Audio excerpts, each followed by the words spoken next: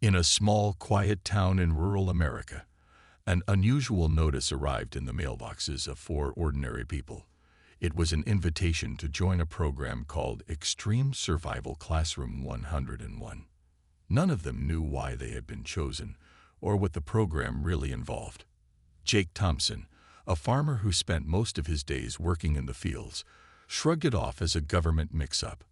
Emily Carter, a high school biology teacher, thought it might be some kind of educational seminar. Ryan Bennett, a mechanic who loved adventure but hated responsibility, saw it as a chance to have fun. Laura Hayes, a shy librarian who preferred books to people, hoped it would help her step out of her comfort zone. The instructions were simple: arrive at a remote location in Montana with minimal belongings. When the four strangers met outside a large wooden gate surrounded by thick forest, they exchanged awkward introductions. Jake carried a duffel bag filled with old clothes and tools. Emily clutched a notebook and pen, ready to take notes. Ryan wore a leather jacket and smirked like he didn't care about anything. Laura held onto a small backpack tightly, looking nervous. Once inside, things felt strange right away. The instructors seemed odd, too perfect, too calm. One man introduced himself as Alex, though something about him wasn't quite human. His voice was smooth, almost robotic, and his eyes never blinked. Another instructor, a woman named Lyra, moved with unnatural grace. They told the group that Earth was considered a death world by other civilizations because of its harsh conditions and unpredictable dangers. Their job, they explained, was to teach humans how to survive in such environments. On the first day, the group was taken deep into the wilderness and left alone without food, water, or guidance. Survive until morning, Alex said before disappearing into the trees. Panic set in quickly. Jake tried to start a fire using sticks and stones, but his hands trembled from nerves. Emily flipped through her notebook, trying to recall which plants were safe to eat. Ryan wandered off to explore, muttering about finding something useful. Laura stayed close to Jake, unsure of what to do. As night fell, the temperature dropped sharply. The forest grew darker and colder, and strange noises echoed around them. A loud growl startled everyone, sending chills down their spines. Ryan came running back, holding a piece of torn fabric. "There's something out there," he whispered urgently.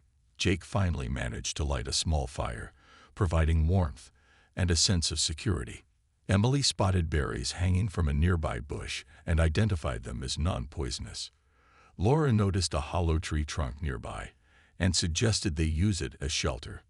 Working together, they dragged branches and leaves to block the entrance of the tree trunk, creating a makeshift barrier against whatever lurked outside. By the time they settled in for the night, exhaustion had overtaken fear. As they huddled around the fire, listening to the eerie sounds of the forest, Jake broke the silence. "We're not going to make it, are we?" he asked grimly. To everyone's surprise, Laura spoke up. "Yes, we will," she said softly. "We just have to figure out how to work together." Her words hung in the air, giving the others a glimmer of hope. The next morning, sunlight filtered through the trees, revealing claw marks on the ground near their campsite. Whatever had been stalking them was real and dangerous. Despite their fear, they realized they had survived their first night. Slowly, they began to understand that this wasn't just about learning survival skills. It was about trusting each other and adapting to the unknown. Little did they know, this was only the beginning of their journey, and their greatest challenges still lay ahead. The second day began with a surprise. Instead of being given time to rest, the group was woken early by Alex, who stood silently beside their campsite. His expression was unreadable as he told them they would face a new challenge, crossing a wide river swollen with rainwater. The task seemed impossible, but Alex made it clear there was no choice. "Survival means adapting," he said coldly before walking away. Jake groaned and rubbed his tired eyes. Emily stared at the rushing water, her mind racing for solutions. Ryan cracked his knuckles and grinned. "Well, this should be fun," he said sarcastically. Laura hugged herself tightly, looking pale with fear. None of them had ever done anything like this before. As they approached the riverbank, Emily noticed vines hanging from nearby trees. She suggested using them to create a rope bridge. Jake nodded and started cutting thick vines with his pocket knife, while Emily tied knots she remembered from her biology textbook illustrations. Ryan climbed one of the trees to secure the vines higher up, laughing nervously as branches swayed under his weight. Laura stayed on the ground, keeping an eye out for danger and passing tools when needed. After hours of hard work, they finally finished the makeshift bridge. It didn't look sturdy, but it was their only option. One by one, they crossed carefully, gripping the ropes tightly. When Ryan reached the middle, the structure creaked loudly, causing everyone to freeze. For a moment, it seemed like the whole thing might collapse. But then Jake shouted encouragement from the other side, and Ryan forced himself to keep moving until he reached safety. Once across, they collapsed onto the muddy ground, breathing heavily. They were proud of what they'd accomplished, but their relief was short-lived. Lyra appeared suddenly, holding a small device that beeped loudly. "Good effort," she said in her strange, calm voice. "But now you must find shelter before nightfall." The group trudged forward, searching for a safe place to rest. Along the way, Emily spotted mushrooms growing near a cluster of rocks. She hesitated, unsure if they were safe to eat. Laura reminded her of a survival guide she'd read once, describing how to test unknown plants. Following the steps, Emily chewed a tiny piece of mushroom and waited anxiously for any reaction. When nothing happened after 10 minutes, she declared them edible. By late afternoon, they found a shallow cave tucked into a hillside. Inside, the air was cool and dry. Jake used his hands to dig out loose dirt, making more space for everyone to sit comfortably. Ryan gathered stones to build a barrier at the entrance, muttering about keeping wild animals out. Laura arranged their belongings neatly, trying to make the space feel less grim. Emily sat down to write notes about everything they'd learned so far, hoping it would help them improve. As dusk fell, Alex returned with a warning. "Tonight's test is different," he said. "You will face simulated threats designed to mimic alien predators." Before anyone could ask questions, he activated a device that projected holographic creatures around the cave entrance. The images looked terrifying. Large, insect-like beings with glowing eyes and sharp claws. Ryan grabbed a stick and waved it like a weapon, ready to fight. Jake positioned himself between the holograms and the others, shielding them. Emily whispered instructions about staying quiet and avoiding sudden movements. Laura held her breath, clutching a rock tightly in case she needed to defend herself. For hours, the holograms circled them, testing their reactions. At one point, a loud screech echoed through the cave, making everyone jump. Ryan accidentally tripped over a stone, landing hard on the ground. Despite his fall, he laughed nervously. "Guess I'm not cut out for this hero stuff," he joked, though his hands trembled slightly. When morning came, the holograms vanished, leaving the group exhausted but alive. Alex reappeared, nodding approvingly. "You adapted well," he said. "But adaptation alone won't save you. Tomorrow, you'll need strategy." Despite their fatigue, the 4 survivors couldn't help feeling a sense of accomplishment. They had faced challenges none of them thought they could handle, and somehow they had pulled through. As they shared a meager breakfast of berries and mushrooms, they realized they were starting to trust each other. Whatever lay ahead, they knew they wouldn't face it alone. On the 3rd day, the group woke to find their instructors gone. There was no sign of Alex or Lyra, only a note pinned to a tree near their campsite. The message was simple: "Find us." It included a map with a marked location several miles away. Jake frowned as he studied the map. "Looks like we're on our own again," he muttered. Emily took the map and examined it closely. She pointed out landmarks: a tall cliff, a dense forest, and a narrow path leading toward the destination. "If we stick to the trail, we should be fine," she said confidently. Ryan rolled his eyes. "Yeah, until something jumps out at us," he joked, though his tone betrayed a hint of nervousness. Laura adjusted her backpack quietly, her eyes scanning the woods around them. The journey began smoothly enough. They followed the path as Emily directed, taking turns carrying the heavier supplies. Jake led the way, using his strength to clear fallen branches blocking their route. Emily kept an eye on the map, occasionally pointing out changes in direction. Ryan stayed alert, listening for any unusual sounds. Laura walked behind, checking to make sure no one left anything important behind. As they entered the forest, the air grew cooler and darker. The trees loomed overhead, their thick canopies blocking most of the sunlight. Strange noises echoed around them. Rustling leaves, distant calls of birds, and faint whispers that seemed to come from nowhere.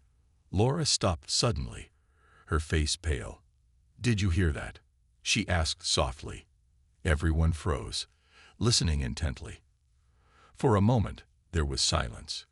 Then, a low growl rumbled nearby. Ryan stepped forward, gripping a sturdy stick like a weapon. "Stay close," he whispered. The group huddled together, moving cautiously through the shadows. Suddenly, movement caught Emily's eye.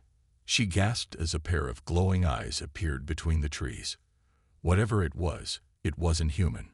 Before anyone could react, the creature lunged, a holographic projection of a wolf-like beast with sharp teeth and claws. Though harmless, the illusion startled them all. Jake instinctively shielded Emily while Ryan swung his stick wildly, shouting curses. Laura stumbled backward, tripping over a root. As the hologram disappeared, Alex stepped into view, his expression unreadable.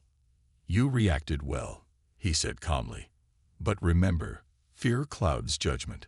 Control your emotions." His words lingered in their minds as they continued onward. Later that afternoon, they reached a clearing where Lyra waited beside a strange machine. She explained it was designed to simulate extreme weather conditions. "Your next challenge is to endure a storm," she said. Moments later, the device roared to life, creating hurricane-force winds and icy rain. Jake and Ryan worked together to build a lean-to shelter using fallen branches and large leaves.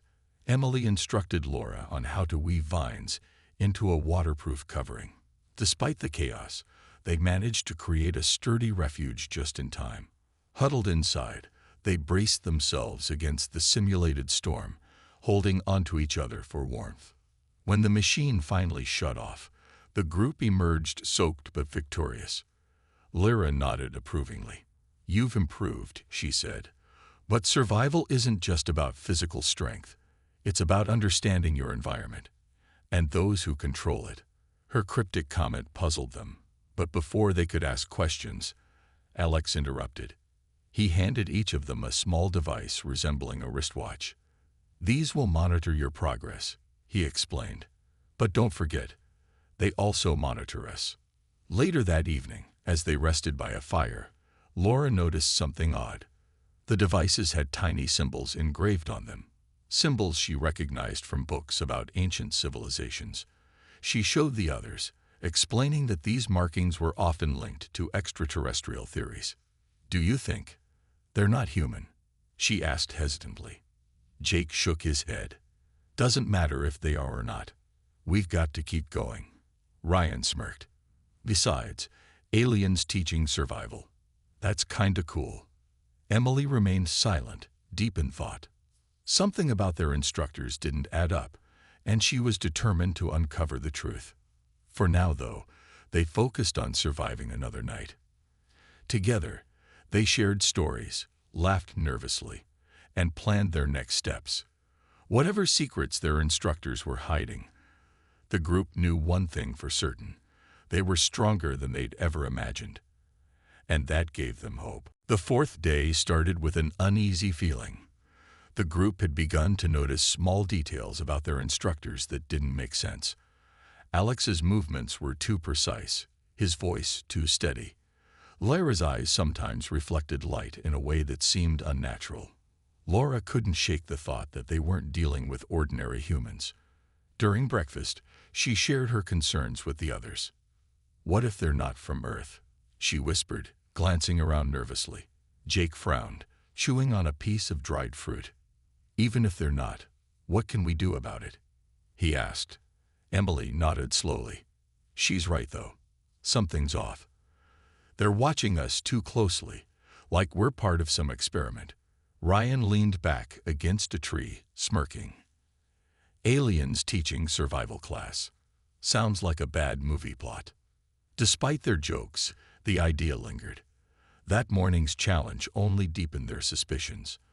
Alex led them to a large open field filled with strange obstacles, metal poles sticking out of the ground, pits covered with branches, and drones hovering overhead.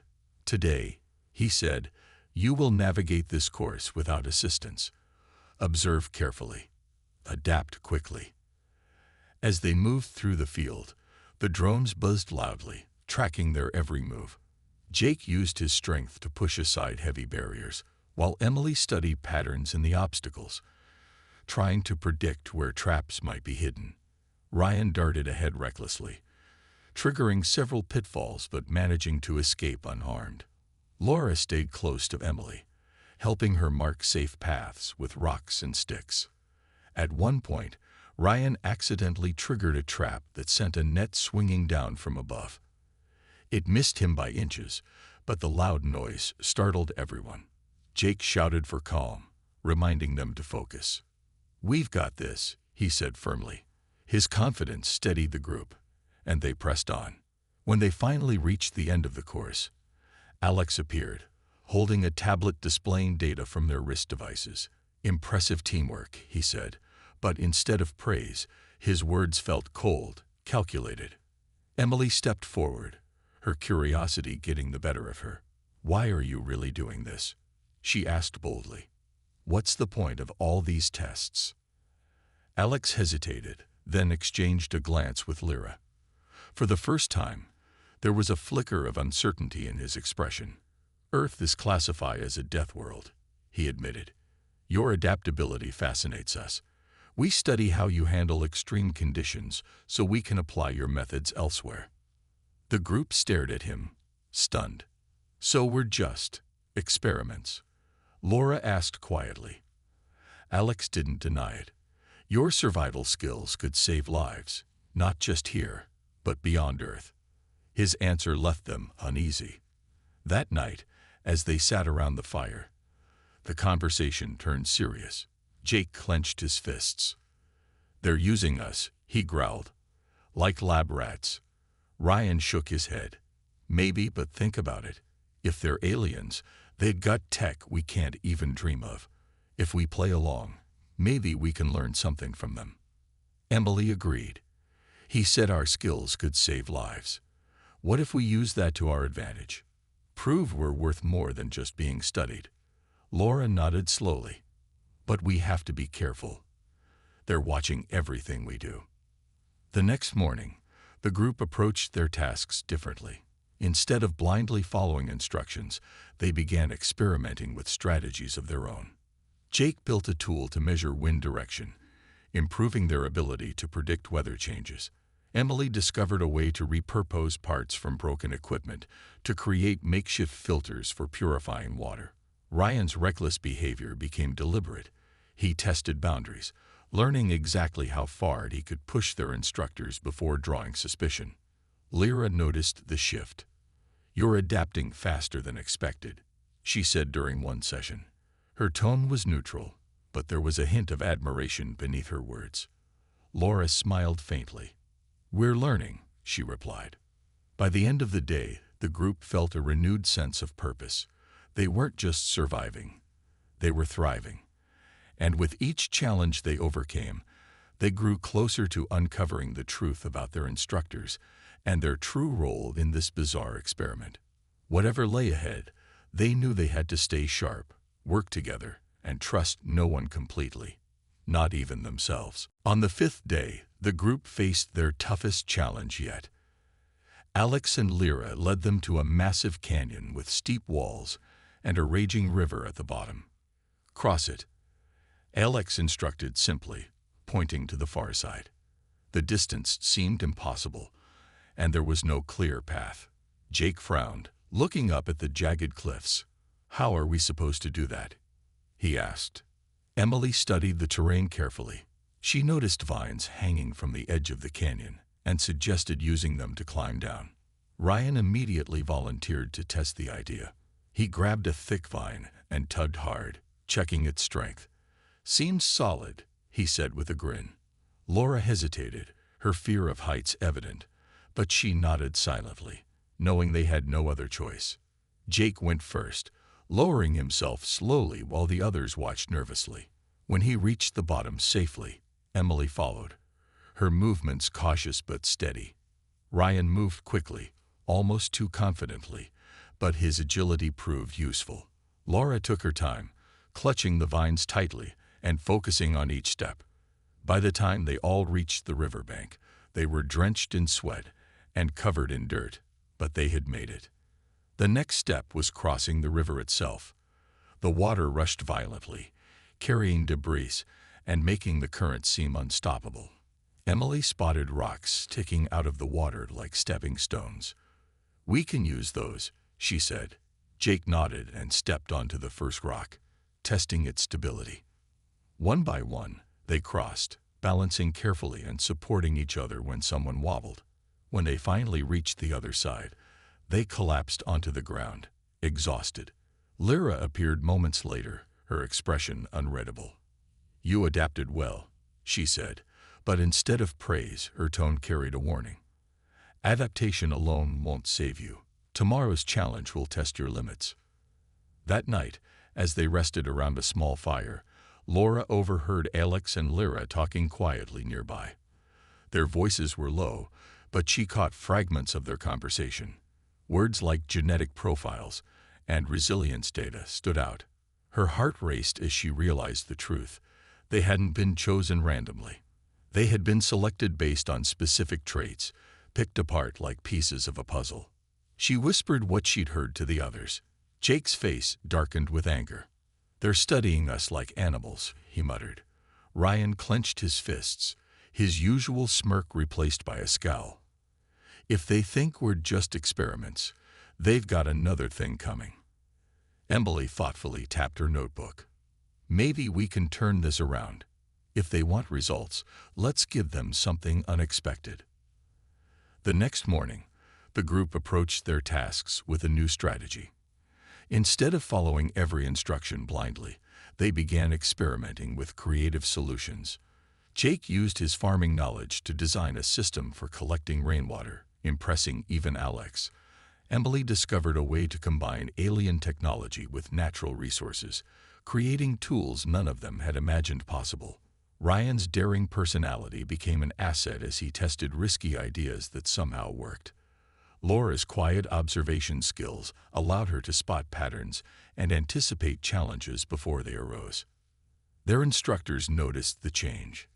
During one exercise, Alex stopped mid-demonstration and stared at them. "You're exceeding expectations," he admitted. His tone was calm, but there was a flicker of curiosity in his eyes. Laura met his gaze steadily. "We're learning," she said simply. By the end of the day, the group felt stronger, not just physically, but mentally. They had transformed from ordinary civilians into resourceful survivors, capable of handling anything thrown their way. Even Lyra seemed impressed, though she kept her emotions hidden behind a mask of neutrality. As they settled down for the night, Ryan broke the silence. "You know what? For a bunch of lab rats, we're doing pretty good." Jake chuckled, shaking his head. "Yeah, but we're not done yet. Not by a long shot." Emily smiled faintly, staring into the fire. "No matter what happens, we stick together. That's how we survive." Laura nodded, her earlier fear replaced by determination. Whatever challenges lay ahead, they would face them as a team. And if their instructors thought they could control them, they were about to learn otherwise. The sixth day began with a surprise.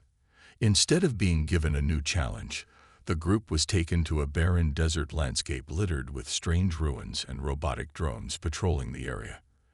Alex stood beside them, his voice calm but firm.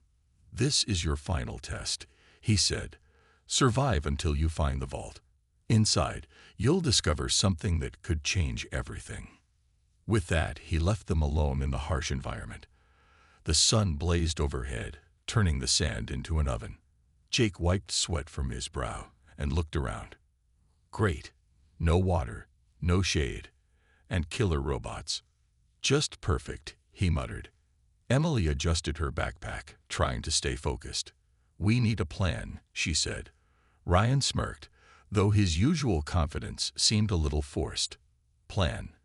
We run fast and hope we don't get fried." Laura stayed quiet, her eyes scanning the ruins for anything useful. They moved cautiously, sticking close to the crumbling walls of the ruins to avoid detection by the drones. The heat was unbearable, and their supplies were running low. Jake spotted a small patch of cacti and used his pocket knife to cut one open, handing slices to the others. "It's not much, but it'll keep us going," he said. Emily nodded gratefully, chewing on the bitter flesh of the plant. As they ventured deeper into the ruins, they found symbols carved into the stone. Laura recognized them as similar to the ones on their wrist devices. "These markings, they're instructions," she said excitedly. "If we follow them, they might lead us to the vault." Ryan raised an eyebrow. "You sure about that? Or are you just guessing?" Emily stepped in. "It's worth a shot. What other choice do we have?" Guided by the symbols, they navigated through the maze-like ruins, avoiding patrols of drones along the way. At one point, Ryan accidentally triggered a trap that sent rocks tumbling down from above.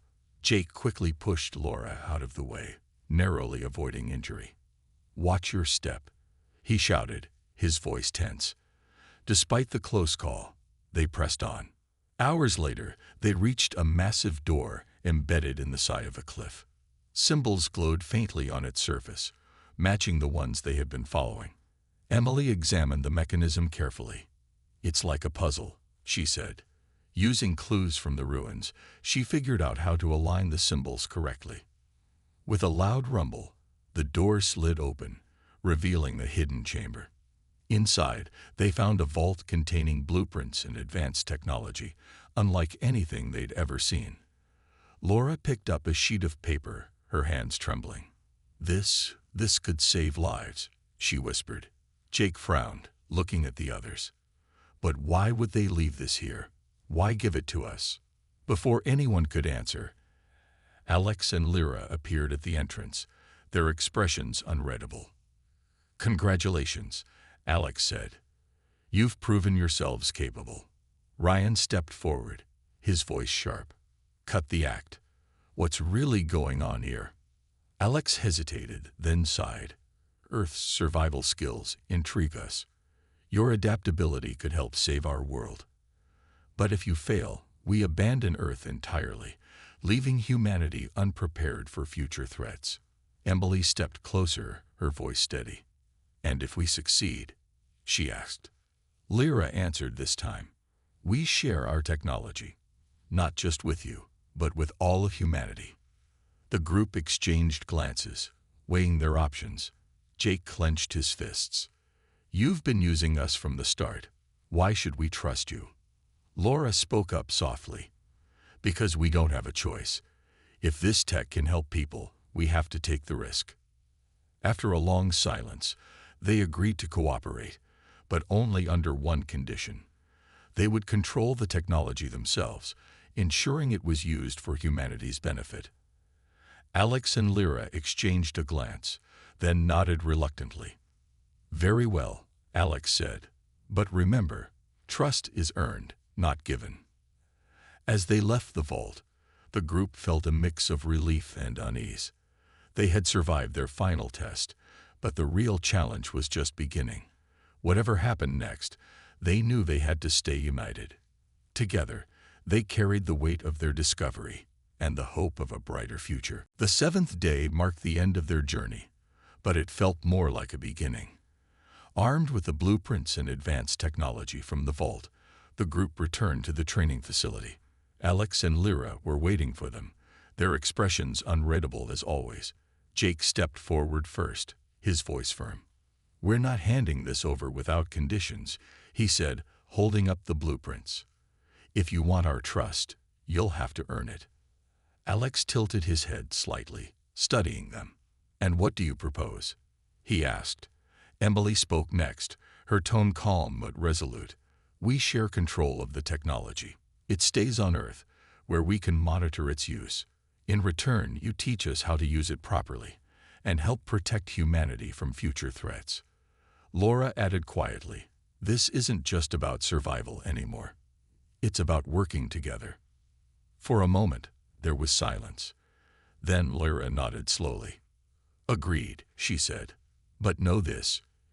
Your actions will determine whether we remain allies or adversaries. With the deal struck, the group spent the rest of the day learning how to operate the alien tech. Emily marveled at devices that could purify water instantly or grow crops in barren soil. Jake tested tools designed to build shelters in seconds, while Ryan experimented with gadgets capable of detecting danger miles away. Laura carefully documented everything, ensuring they wouldn't forget a single detail. As the sun set, Alex and Lyra prepared to leave. Before departing, Alex turned to them one last time. You've exceeded every expectation, he said. Do not waste this opportunity. With that, they walked into a glowing portal that shimmered briefly before vanishing entirely. Back home, life slowly returned to normal, but nothing was quite the same. Jake went back to farming, using what he'd learned to improve his land and help neighboring farms thrive. Emily returned to teaching, incorporating survival skills into her lessons and inspiring her students to think creatively. Ryan opened a workshop, crafting tools inspired by the alien designs and sharing his knowledge with anyone who asked. Laura continued her quiet life at the library, but she started hosting community workshops on emergency preparedness, drawing crowds eager to learn. Though they lived separate lives, the four remained connected by their shared secret. Each carried a piece of the puzzle, ensuring no single person held all the power. They met regularly to discuss progress, making sure the technology was used wisely and fairly. One evening, as Laura sat outside her small house, she looked up at the stars. The sky seemed vast and full of possibilities now. She thought about Alex and Lyra, wondering if they were watching, and whether humanity had truly earned their respect. A soft breeze rustled the leaves around her, and she smiled faintly. Inside her notebook, tucked between pages filled with notes and sketches, was a single phrase she'd written during their final night in the desert. Asterisk together. We survive asterisk. It wasn't just a reminder of what they'd accomplished. It was a promise for the future. Far away on Section 7, Alex and Lyra stood before their leaders, reporting on Earth's progress. They are resilient, Alex said, perhaps too resilient. His words hung in the air, unanswered. Humanity had proven itself adaptable, resourceful, and determined. But the universe was vast, and challenges still lay ahead. For now, though, Earth was ready, and so were its unlikely heroes.